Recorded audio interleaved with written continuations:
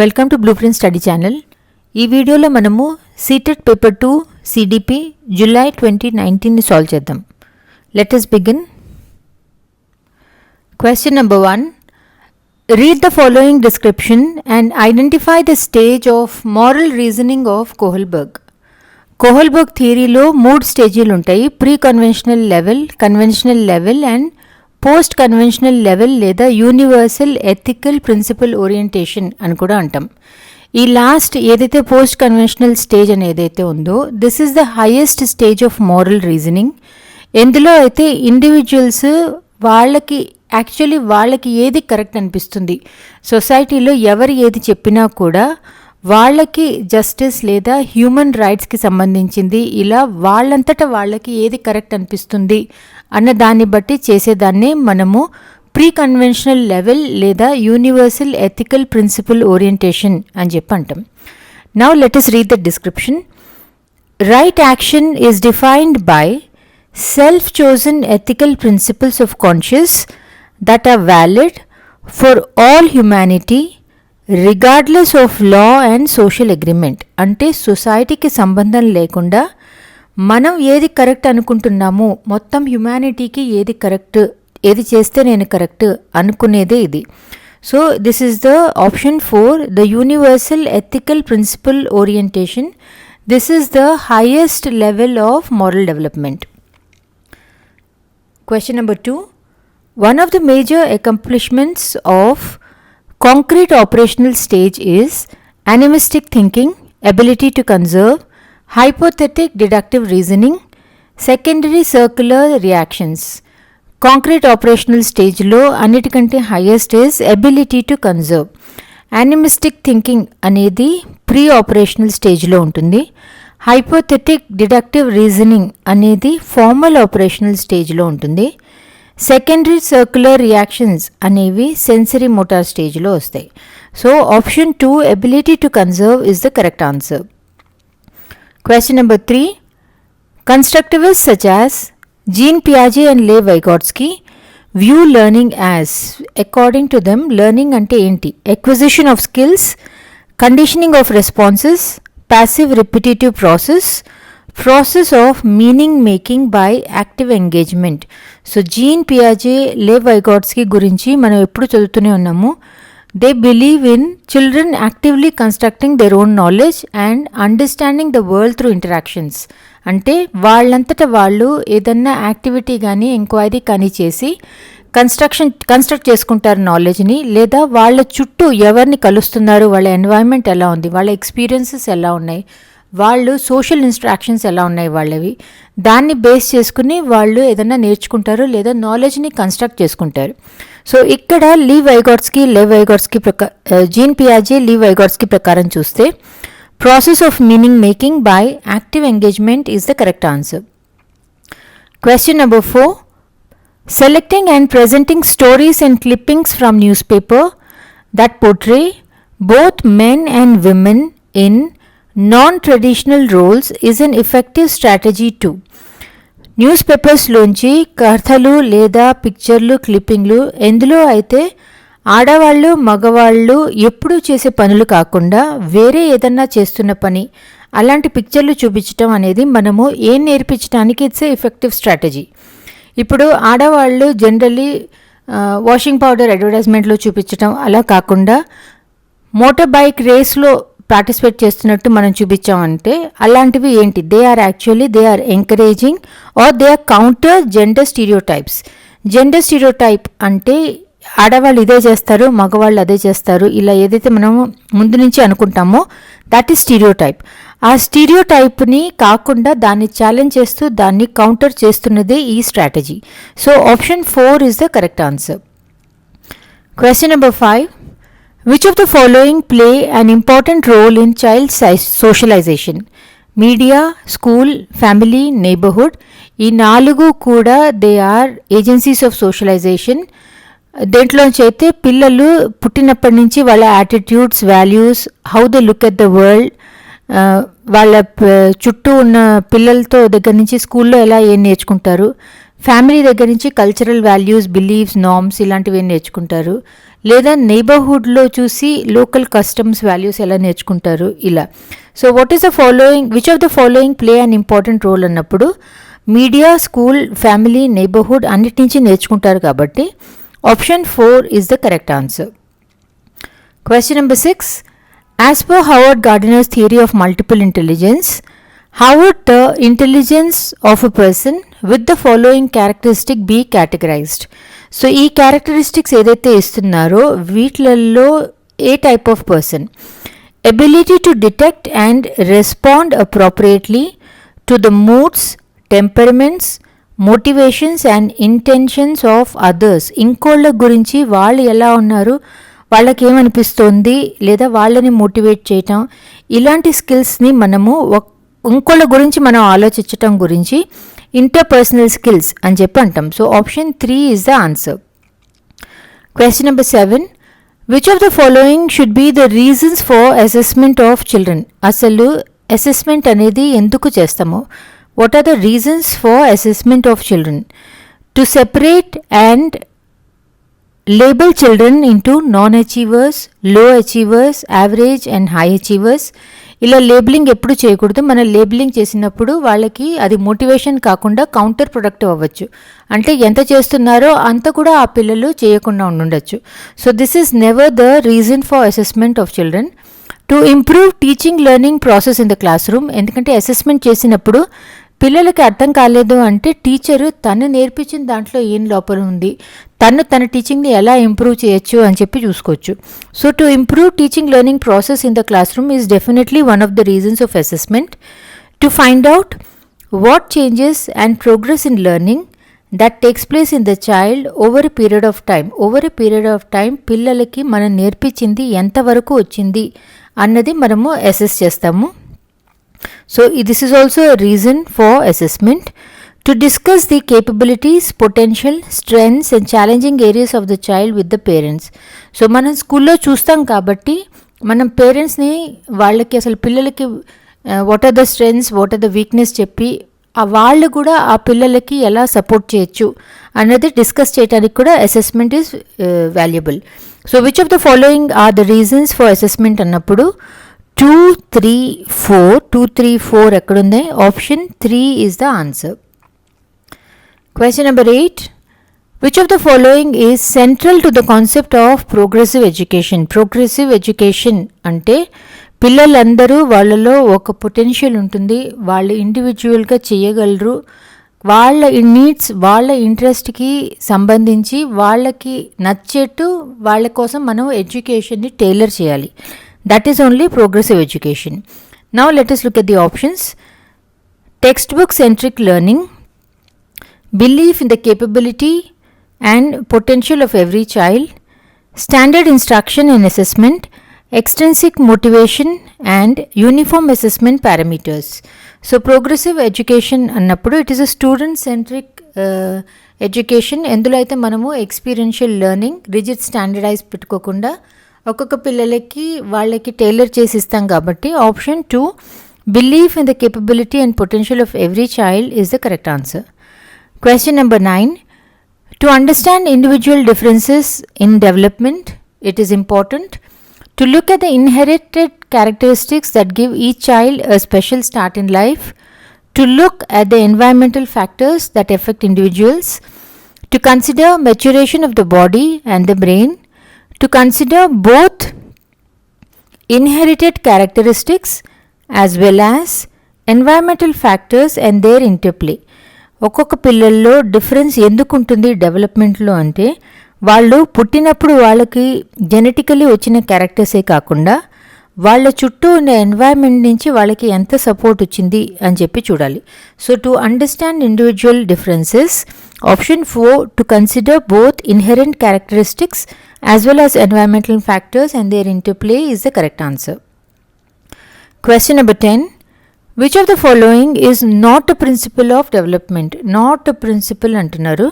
Individuals develop at different rates. Development is relatively orderly. Development takes place gradually over a period of time.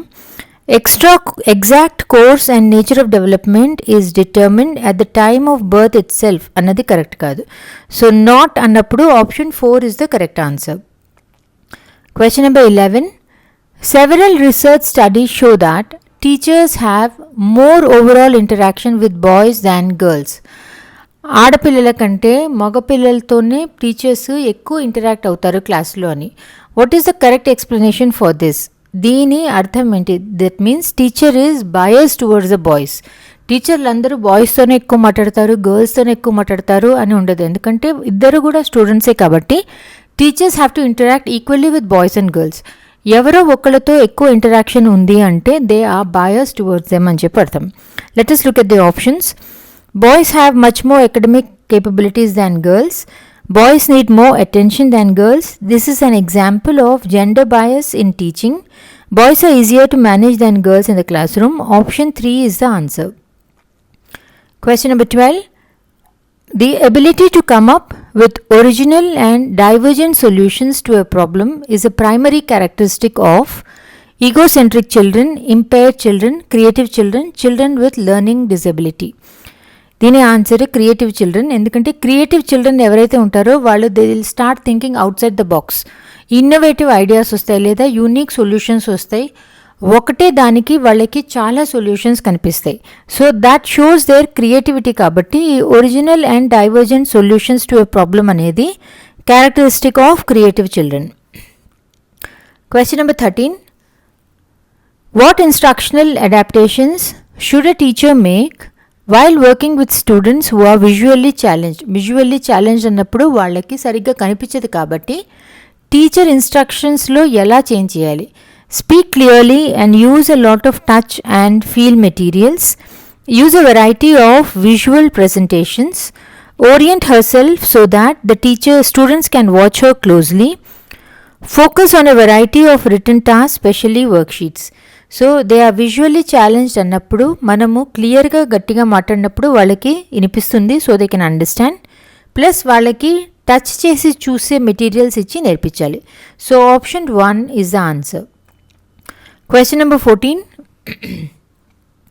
Cooperative learning and peer tutoring dash in an exclusive classroom. Cooperative learning అనేది definitely మనం పిల్లల్లో foster చేయాలి. దీనివల్ల వాళ్ళకి team work వస్తుంది. ఒకళ్ళ నుంచి ఒకళ్ళు నేర్చుకుంటారు, ఒకళ్ళకొకళ్ళు సపోర్ట్గా ఉంటారు. సో ఈ ఎడ్యుకేషన్ సిస్టంలో కోఆపరేటివ్ లెర్నింగ్ లేదా ఒకళ్ళతో ఒకళ్ళు నేర్పించడం, పియర్ ట్యూటరింగ్ అంటే పిల్లలు ఒకళ్ళనొకళ్ళు నేర్పిస్తారు.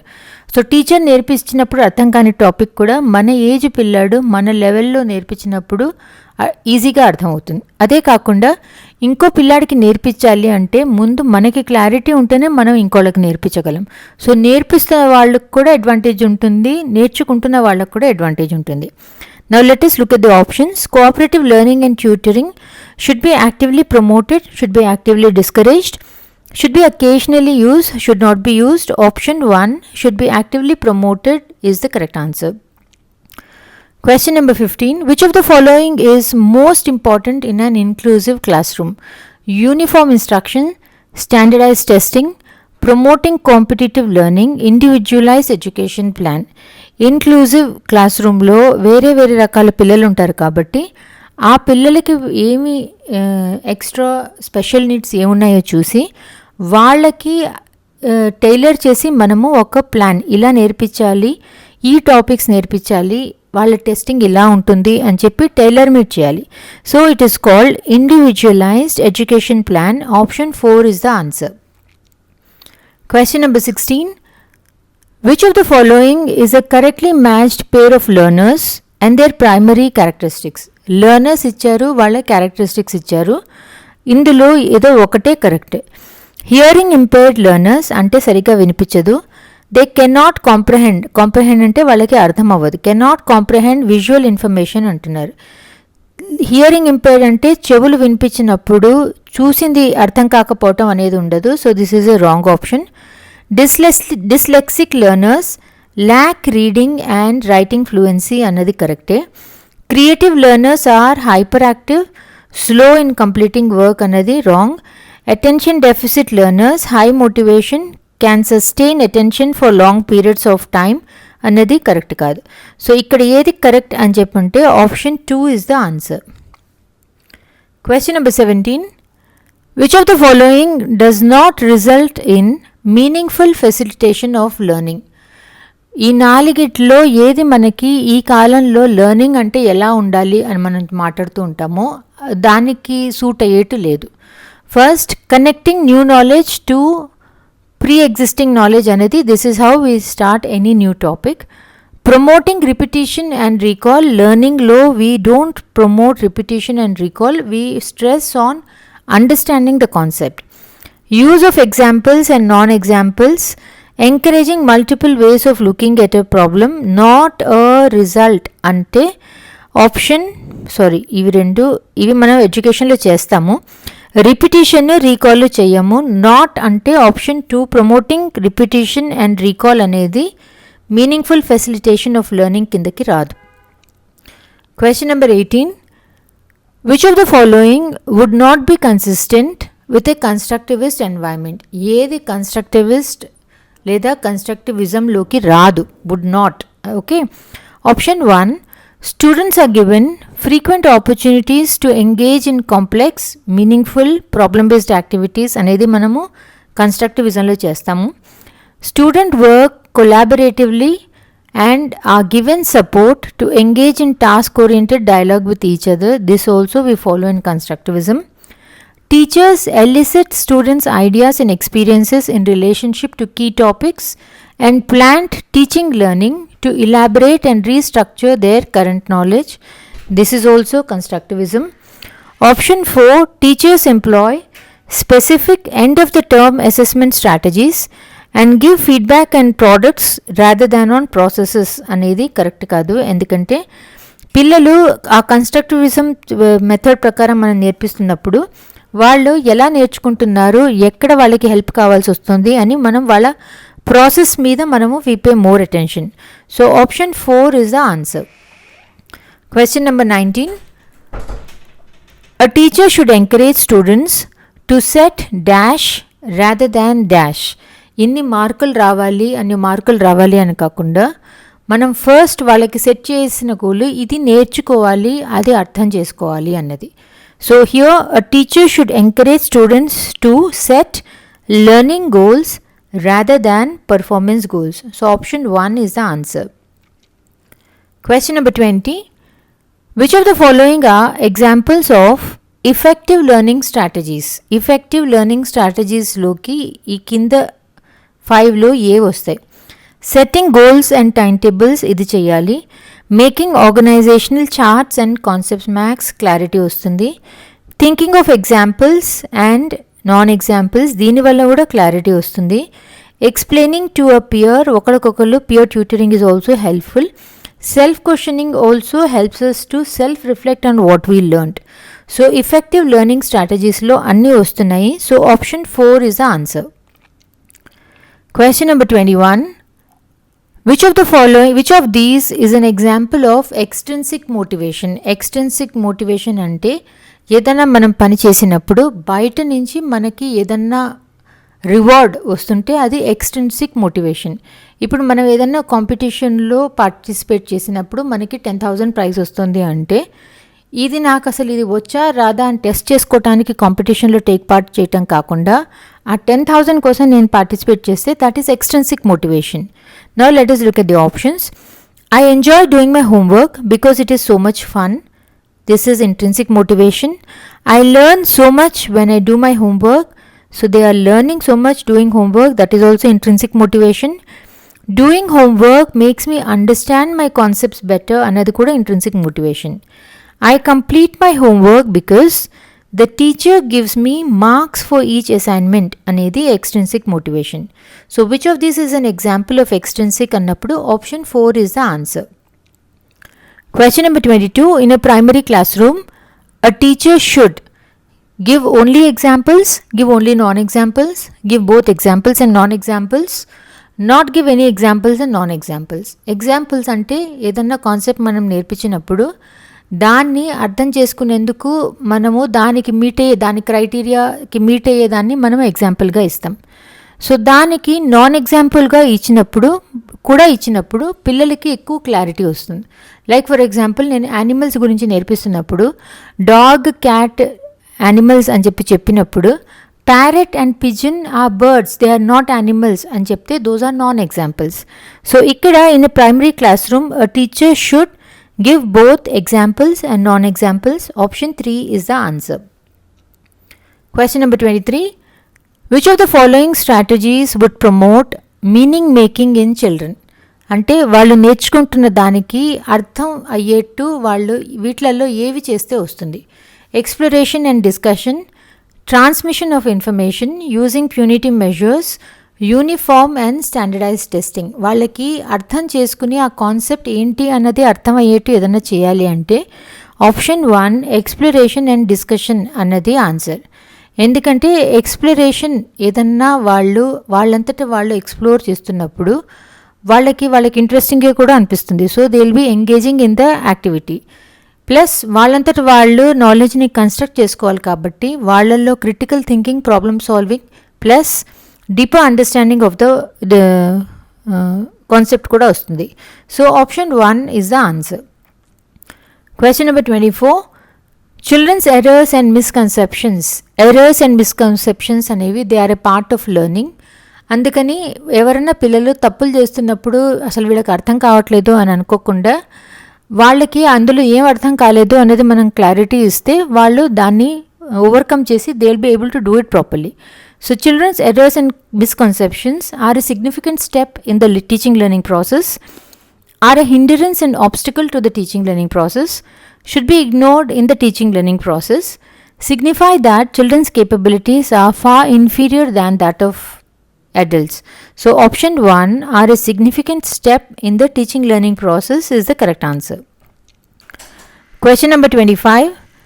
In the constructivist frame, child is viewed as a miniature adult who is less than adult in all aspects such as size, cognition, emotions, tabula rasa or blank state whose life is shaped entirely by experience, a passive being who can be shaped and molded into any form through conditioning, a problem solver and scientific investigator. కన్స్ట్రక్టివిజంలో మనము పిల్లలందరూ కూడా వాళ్ళంతటా వాళ్ళు enquiry చేసి ఏదైనా activity చేసి వాళ్ళ నాలెడ్జ్ని వాళ్ళంతటా వాళ్ళు కన్స్ట్రక్ట్ చేసుకుంటున్నారు కాబట్టి వాళ్ళని problem solver and scientific investigator అని చెప్పి అంటాం. బికాస్ వాళ్ళు యాక్టివ్గా పార్టిసిపేట్ చేస్తారు వాళ్ళ ఓన్ లెర్నింగ్ ప్రాసెస్లో. Question number 26. A teacher's role while using cooperative learning in her class. Cooperative learning నడుస్తున్నప్పుడు క్లాసులో టీచరు గ్రూప్స్లో పిల్లలకి యాక్టివిటీ ఇస్తుంది. ఇచ్చిన తర్వాత వాళ్ళకి ఎక్కడ ఆగిపోయారు లేదా ఎక్కడన్నా గైడెన్స్ కావాలా అని చెప్పి చూస్తూ ఒక్కొక్క గ్రూప్ని మానిటర్ చేస్తారు. So now let us look at the options. To be a silent spectator and let children do what they want, to leave the class and let children work on their own, to be supportive and monitor each group, to support the group which has a bright and talented children. He or she has to be supportive and monitor each group. Option 3 is the answer. Question number 27. Which of the following statements denotes the relationship between development and learning correctly? Development learning అనేవి ఒకదాని మీద ఒకటి ఇంటర్డిపెండెంట్గా ఉండి నడుస్తూ ఉంటాయి. First మనకి body develop అయిన తర్వాతే the child is in a position to learn something. ఏదన్నా వాళ్ళు నేర్చుకున్నప్పుడు వాళ్ళల్లో ఇంకొంచెం డెవలప్మెంట్ వస్తూ ఉంటుంది. ఇలా డెవలప్మెంట్ లెర్నింగ్ అనేవి ఒకదాని మీద ఒకటి డిపెండెంట్గానే ఉంటాయి. They are related to each other. Now let us look at the options. Development and learning are not related. Learning takes place irrespective of development. Rate of learning far exceeds the rate of development. Development and learning are interrelated and interdependent. Option 4 is the answer. Question number 28. According to Piaget, specific psychological structures, organized ways of making sense of experience are called schemes లేదా schema. ఈ schemes అనేవి they are mental representation or cognitive framework. ఏదైనా మనకి experience ఉన్నప్పుడు ఏదైనా కొత్త దాన్ని మనం ఇంటరాక్ట్ అయినప్పుడు దానికోసం మన మైండ్లో చేసుకునే ఫ్రేమ్వర్క్ని మనము స్కీమా లేదా స్కీమ్స్ అని చెప్పి అంటాం. Question number 29. With an appropriate question or suggestion, the child's understanding can be extended far beyond the point which she could have reached alone. Which construct does the above statement highlight? ఏదైతే పిల్లలు వాళ్ళంతటా వాళ్ళు చేయగలరో కొంచెం support మనం ఇచ్చినప్పుడు వాళ్ళు దానికంటే ఇంకా ముందుకెళ్ళి ఇంకా నెక్స్ట్ లెవెల్లో అది చేయగలరు. So what is that called? What is that statement called? Zone of proximal development, equilibration, conservation, intelligence. Option 1, zone of proximal development is the correct answer. Question number 30, this is the last question. According to Liv-Vygotsky, basic mental capacities are transformed into higher cognitive process primarily through Liv-Vygotsky ప్రకారం cognitive processes అనేవి వేరే లెవెల్కి ఎలా వెళ్తాయి? According to Liv-Vygotsky, it is based on social interaction. ఎప్పుడైతే పిల్లలు ఒకళ్ళతో ఒకళ్ళు అంటే వాళ్ళకంటే ఎక్కువ నాలెడ్జ్ ఉన్న అడల్ట్స్, పియర్స్ వాళ్ళతో మాట్లాడినప్పుడు వాళ్ళ నుంచి వాళ్ళకి గైడెన్స్, సపోర్ట్, ఏదన్నా నేర్చుకునేందుకు ఏదైనా ఆపర్చునిటీస్ ఇలాంటివి వస్తాయి. సో